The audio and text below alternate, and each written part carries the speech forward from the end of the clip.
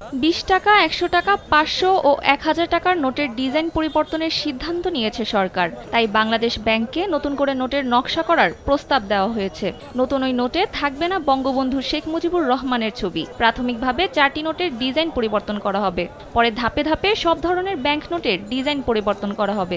Bangladesh bank ও অর্থ মন্ত্রণালয়ের সূত্রে এ তথ্য জানা গেছে।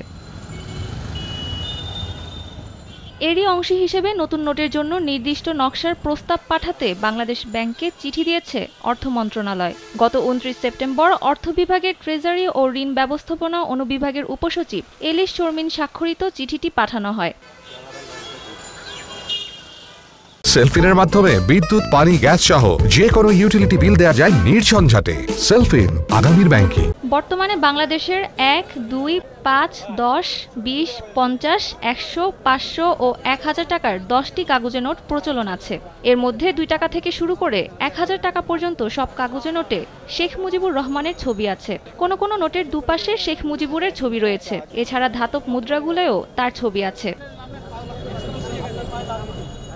নতুন করে নোটের নকশার যে প্রস্তাব চাওয়া হয়েছে সেখানে শেখ হাসিনা সরকারের সময় ছাপানো নোটের ডিজাইন পরিবর্তন হবে এবং শেখ মুজিবের ছবি থাকবে না বলে জানান সংশ্লিষ্টরা। এ বিষয়ে জানতে চাইলে বাংলাদেশ ব্যাংকের সংশ্লিষ্ট একজন ঊর্ধ্বতন কর্মকর্তা কালবেলাকে বলেন, ছেঁড়া ফাটা নোটের বিপরীতে প্রতি বছরই বাংলাদেশ ব্যাংক নতুন নোট ইস্যু করে থাকে। এবারও সেটা হওয়ার কথা রয়েছে, তবে কবে নাগাদ হবে সেটা এখনও নিশ্চিত না। তিনি বলেন, এটা সময় সাপেক্ষ ব্যাপার।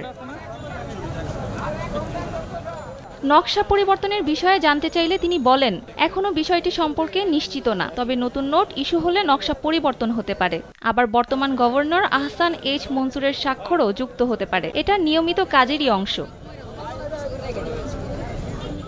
তিনি আরও বলেন, নতুন নোট ইস্যু হলেও বর্তমানে প্রচলিত নোটগুলো বাজারে সচল থাকবে, ফলে গ্রাহকের এ বিষয়ে কোনো সমস্যা হবে না।